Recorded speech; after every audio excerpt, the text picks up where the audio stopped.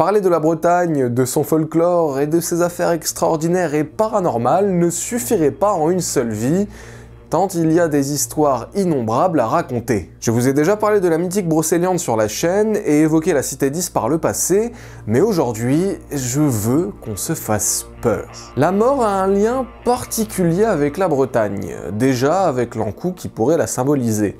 Mais aujourd'hui, on va pas parler de l'Ankou parce que j'aimerais lui consacrer un web documentaire tout particulier dans un avenir proche. Je vais plutôt vous rapporter d'authentiques affaires paranormales rapportées qui parfois se mêlent au folklore, qui sont associées à la mort et aux revenants en Bretagne. En ce moment, on est sur une courte série d'affaires paranormales françaises sur ma chaîne pour accompagner ma campagne en cours sur KissKissBankBank à propos de mon projet France Obscure. Ça me permet de vous parler en vidéo d'affaires paranormales françaises que je n'ai pas retenues pour mon livre enquête du coup, mais qui sont tout aussi passionnantes et intéressantes. Et d'ailleurs, si vous aimez celle-ci, eh bien je pense que vous allez adorer celles qui sont présentes dans France Obscure. Et comme d'habitude, pour cette courte série de vidéos, on a un petit éclairage un peu particulier, thématique avec le sujet de chaque vidéo.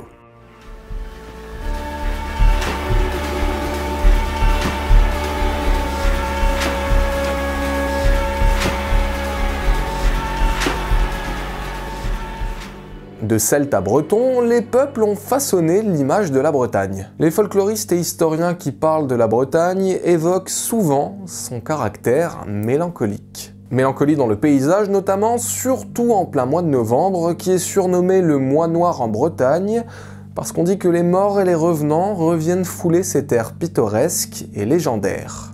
Que cela soit au niveau de ses côtes ou de ses forêts, l'ombre de l'inconnu s'écrase le long du sol breton et s'immisce depuis l'aube de l'histoire dans l'esprit de ses habitants.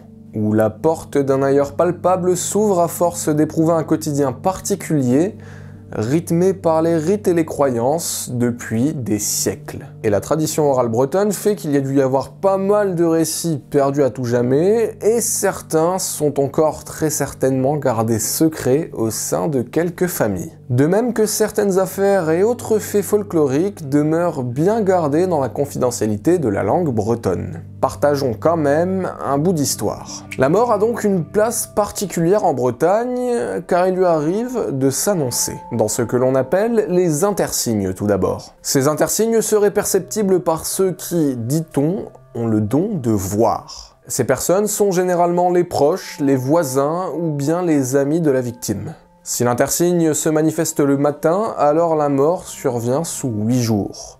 Si c'est au contraire le soir, la mort survient dans l'année, voire les années suivantes. On dit que tout le monde reçoit des intersignes, mais que certains ne peuvent ni les percevoir, ni les voir, ni les entendre. Et ces intersignes, quels sont-ils?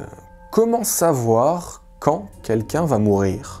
Il y en a beaucoup. Par exemple, celui qui voit une belette mourra dans l'année. Si une pie se pose sur le toit d'une maison, eh bien l'un des habitants va passer l'âme. De même si l'oiseau de la mort, appelé Harsparfel, frappe à l'une des vitres. Si au milieu de la nuit des chiens aboient à tue-tête, eh bien ça veut dire que la mort se rapproche de la maison, et si jamais un coq chante juste à côté d'une personne, cela signifie que son heure est bientôt venue. Les intersignes sont très symboliques, il y en a donc également en rêve.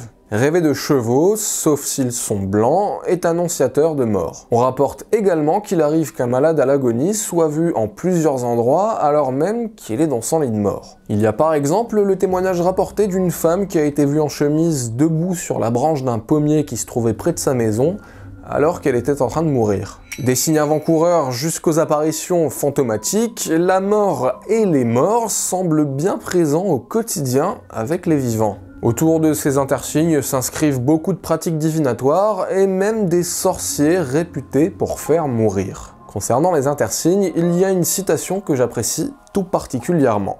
« Tant que restera allumée la lampe qui brûle dans le cœur des églises, le monde est assuré de vivre.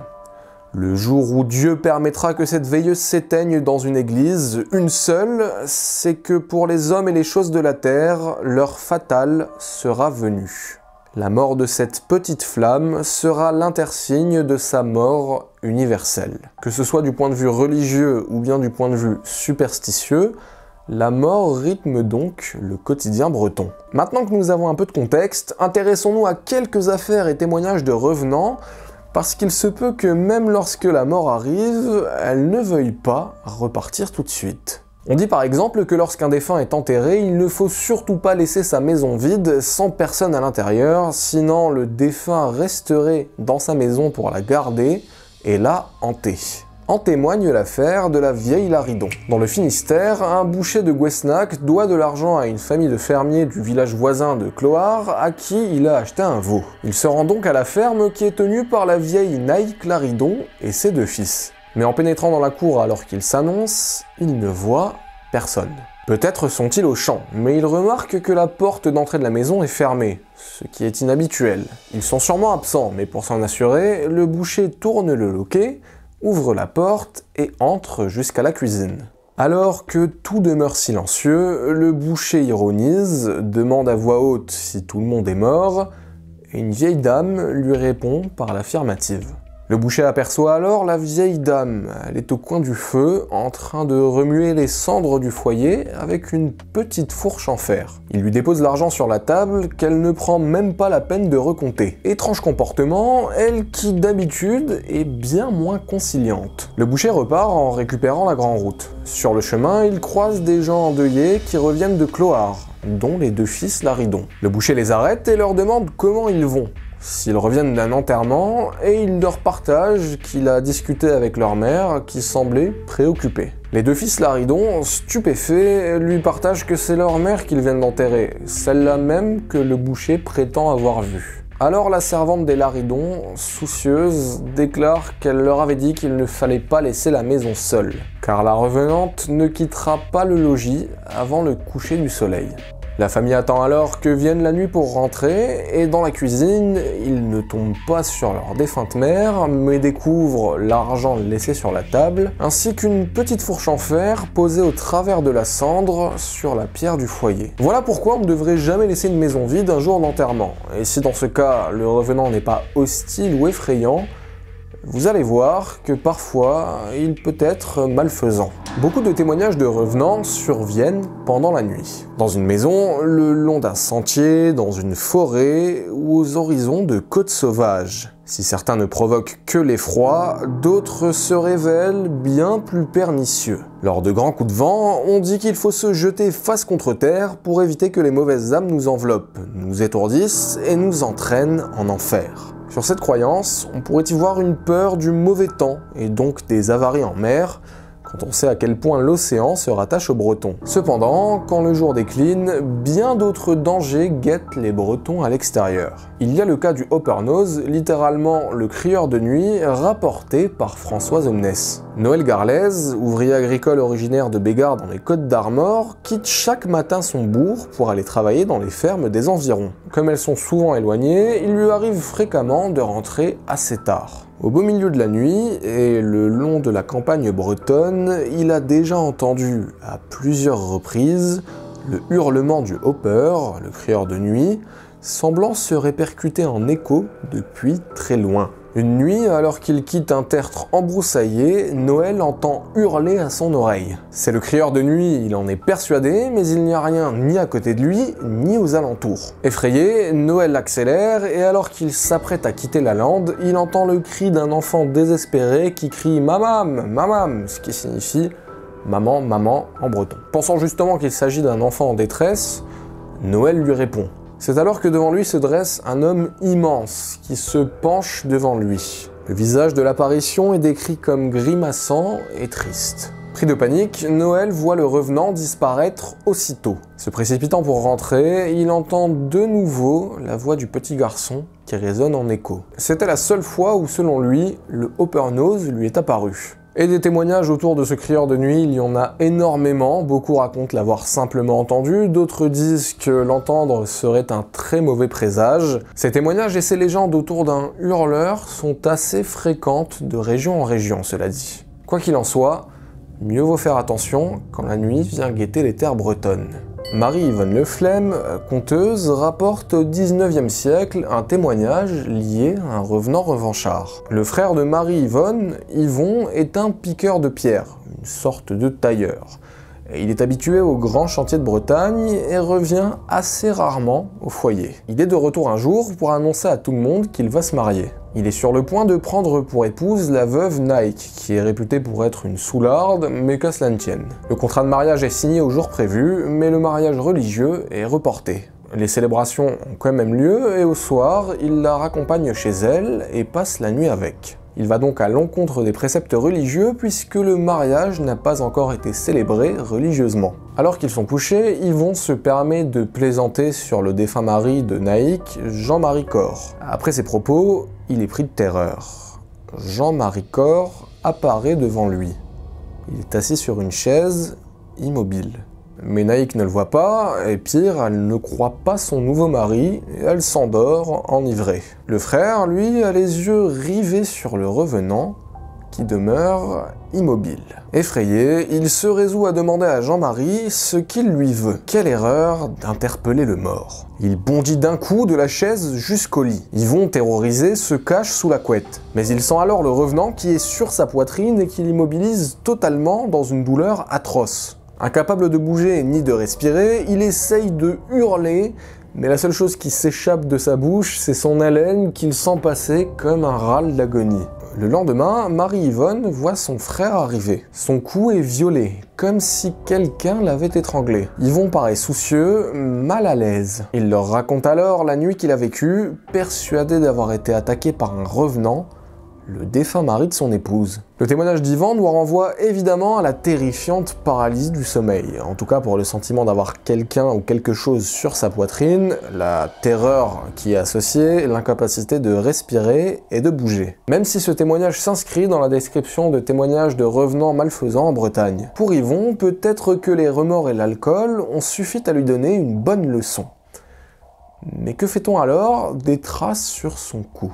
Voici maintenant un témoignage bien plus inquiétant qui est rapporté par le grand-père du professeur de lettres et auteur Anatole Le Braz au XIXe siècle et qu'il assure véritable. Son grand-père habitait la paroisse de Cavan, près de la côte nord des Côtes d'Armor, et avait loué des terres à Kermanac, appartenant à la veuve de l'ancien maire, une certaine Perrine Gégou. Décrite comme avare, impitoyable et bornée, elle intente un jour un procès à son grand-père qui avait abattu un vieux chêne à moitié pourri sur ses terres pour en faire du bois. Yann, le grand-père, est condamné à payer de lourds dommages et intérêts et évite de justesse la prison. Malheureusement, les frais du procès sont trop élevés et ni lui ni sa femme n'ont les ressources suffisantes. Le couple demande un délai supplémentaire, mais ils craignent que Perrine ne se saisisse de tous leurs biens. Et en effet, la propriétaire finit par leur envoyer un huissier.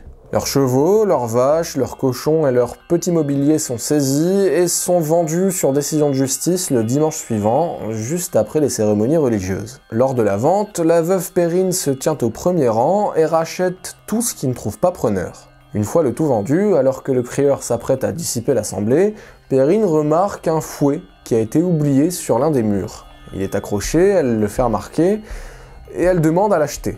Yann, le grand-père, lui dit alors de l'emporter, puisse ce fouet être l'outil de son châtiment dans ce monde et dans l'autre. Comme s'il lui lançait un mauvais sort par le biais de ce fouet qu'elle achète. Le couple rentre ruiné, mais Yann est convaincu que le fouet causera la perte de Perrine.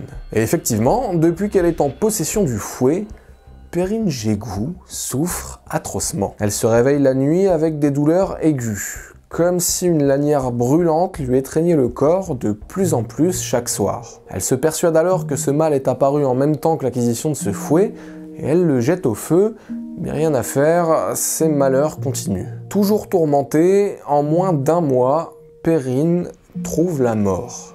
La nuit qui suit son enterrement, tout le monde dans la maison est réveillé par quelqu'un qui court et qui pousse des cris abominables. Les témoins découvrent alors la revenante Perrine qui court autour de la maison et des étables en poussant des cris de douleur atroces. Et le grand-père se souvient très bien du fouet de feu autour du cou de Perrine et de sa chair qui était fumante. La revenante continue d'apparaître chaque soir jusqu'à la pleine lune suivante, où, selon Yann, elle se serait précipitée au fond d'un puits. Elle n'est plus jamais apparue par la suite et pendant un bon moment, l'eau du puits avait un goût de soufre. Bien sûr, vous connaissez aussi certainement les récits autour des lavandières de nuit en Bretagne, qui vous surprennent, vous brisent les membres, vous entraînent au fond de l'eau pour vous noyer. Des histoires autour de créatures noyeuses d'ailleurs, il y en a énormément en Bretagne. Vous connaissez peut-être aussi celles sur certains phares maudits, et autres créatures obscures. Sans oublier les conjurateurs qui tentent d'apaiser les âmes en peine et qui essayent de les faire passer de l'autre côté, ou encore les 1001 autres histoires de revenants en Bretagne.